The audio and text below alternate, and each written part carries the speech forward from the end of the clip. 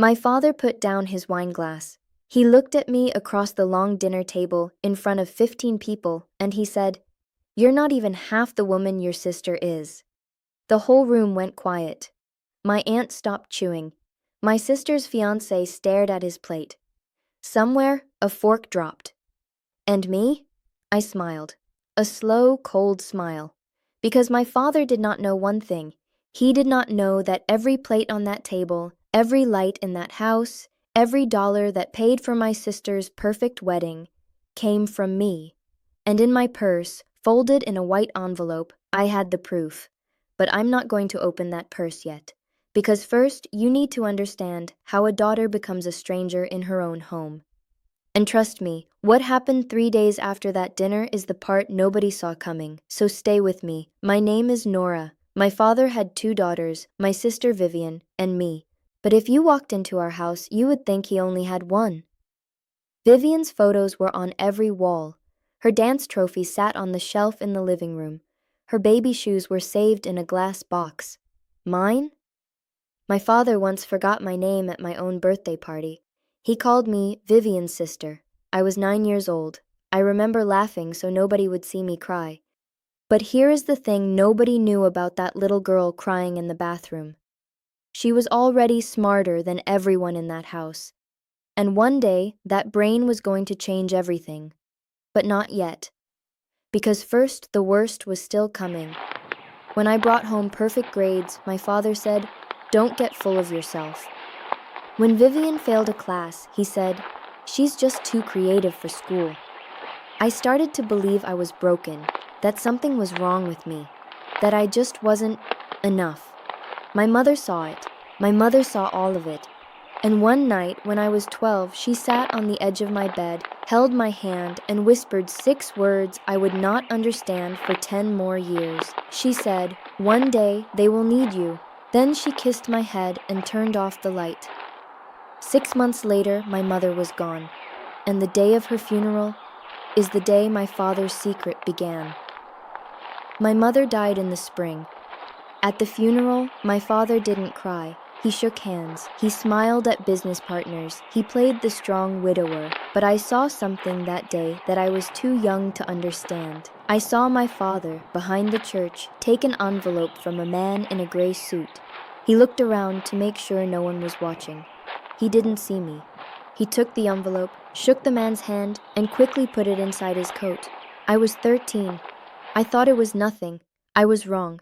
That envelope was the first thread, and years later, when I pulled that thread, the whole Hartley family would come falling down. But back then, I was just a girl who had lost her mother, and now I had to survive a father who looked at me like I was furniture. So I did the only thing I knew how to do. I disappeared into my books. While Vivian got a new car at 16, I got a part-time job. While Vivian got a credit card, I got a lecture about being difficult. My father paid for Vivian's college in full. For mine, he said, "You're smart. Figure it out yourself." So I did. I worked 3 jobs. I won a scholarship. I studied finance and law while my sister studied how to spend our father's money. And here's what's wild. At the time, I was angry. I thought he was punishing me. But years later, I realized something that made my blood run cold. He wasn't punishing me. He was hiding something from me, because I was the only one in that family smart enough to find it. And he knew it. I didn't speak to my father for almost 4 years. I built my own life, a small apartment, a job at a financial firm. I was good, really good, the kind of good where companies fight over you. I had peace. And then, on a cold Tuesday in November, my phone rang. It was Vivian. She was crying, not her usual drama crying, real crying, the kind that makes your stomach drop. She said, "Nora, it's Dad. Everything is gone. The company, the house, everything. We're going to lose all of it." I sat down on my kitchen floor, and I asked the question that started the whole war. I said, "Vivian, what did he do?" There was a long silence. Then she said 3 words that I will never forget. She said, "He blames you." He blamed me. A daughter he hadn't spoken to in 4 years. A daughter who left with nothing. How could I be the reason his empire was falling apart? I should have hung up. I should have laughed and walked away. Any sane person would have. but I didn't, because of 6 words from a woman I lost when I was 12. One day, they will need you. So instead of saying no, I said, I'll come.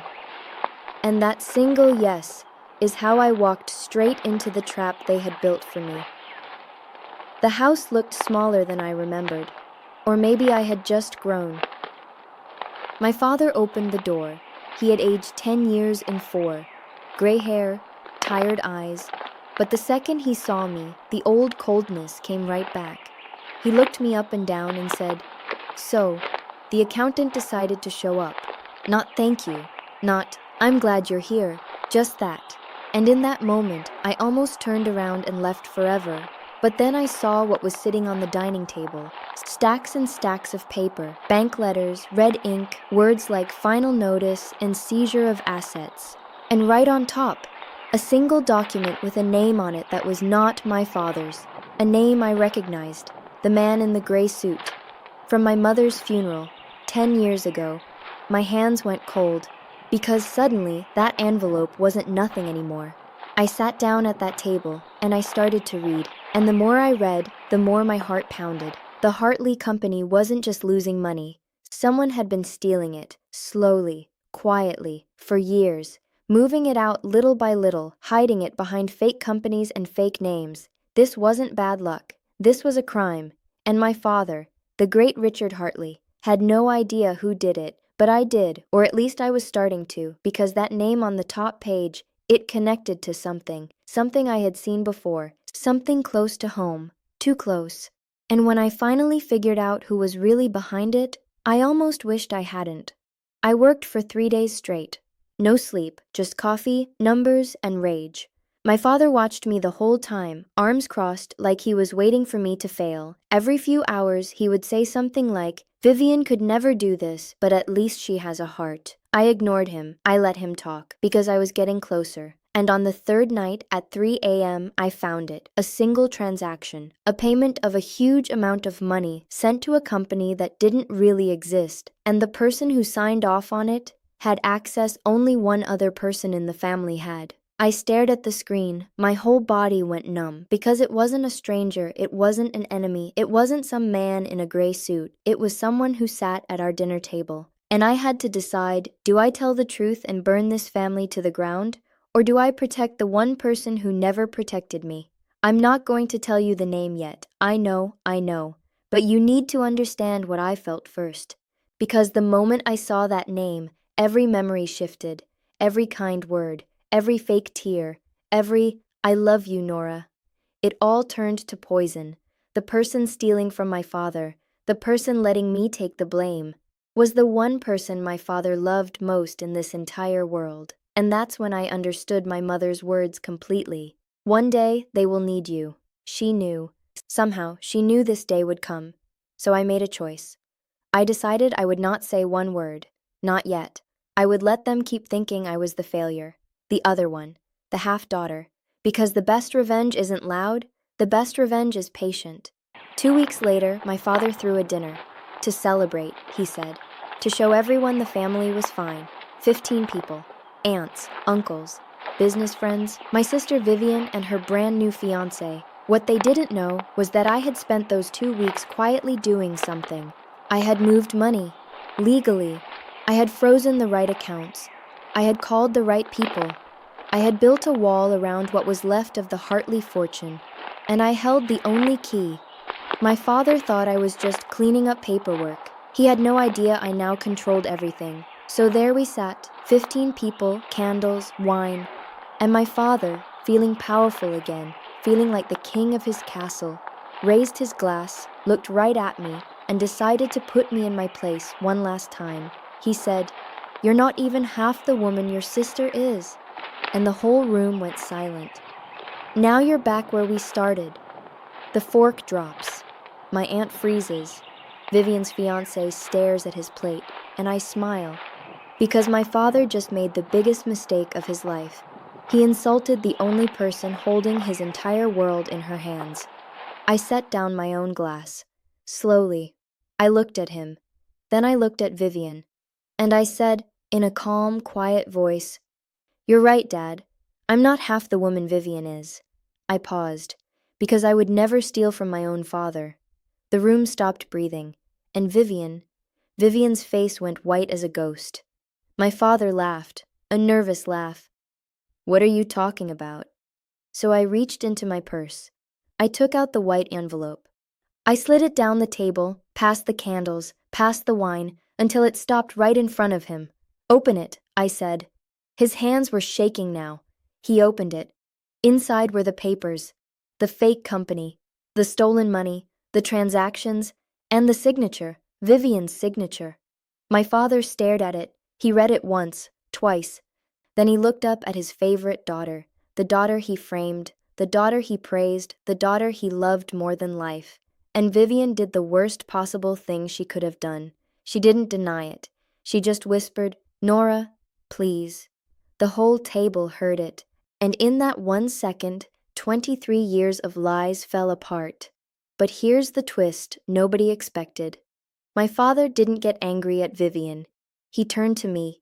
He stood up, pointed his finger, and shouted, "What did you do to her? What did you make her do?" Even now, even with the proof in his hand, even with her own confession in the air, he still chose her. He still blamed me. And you know what? In that moment, I didn't feel angry anymore. I felt free, because I finally understood. There was nothing I could ever do to make this man love me, and I would never have to try again. So I stood up too, slowly, calmly, and I said the words that ended everything. I said, "I'm done being the family ghost." Then I told them the truth. The company you're sitting in, I saved it. The money you have left, it's protected. By me. Every account, every asset, every dollar now runs through one person. I let that sit. And that person is not you, Dad. It's me. His face turned red, then white. "You can't do that," he said. I smiled. "I already did, 2 weeks ago, while you were busy planning a dinner to humiliate me." I turned to Vivian. "You'll pay back what you stole, every cent, or you'll explain it to the police. Your choice." She started crying, real tears now. And my father, the great Richard Hartley, finally went silent. For the first time in his life, he had nothing to say to me, but I wasn't finished, because there was one more thing in that envelope, one more secret, and it was about my mother. Remember the man in the gray suit? At my mother's funeral 10 years ago, that envelope he gave my father, I finally found out what was inside. It was my mother's real will, and my father had hidden it for 10 years, because my mother, quiet, gentle, broken-hearted, was not poor. She had her own money, money from her own family, a lot of it. And in her will she left almost all of it to me, not to Vivian, not to my father, to me. She wrote, "For my Nora, the strong one, the one they will need, use it well, my love." My father hid that will because if I had that money at 18, I would have left and never come back.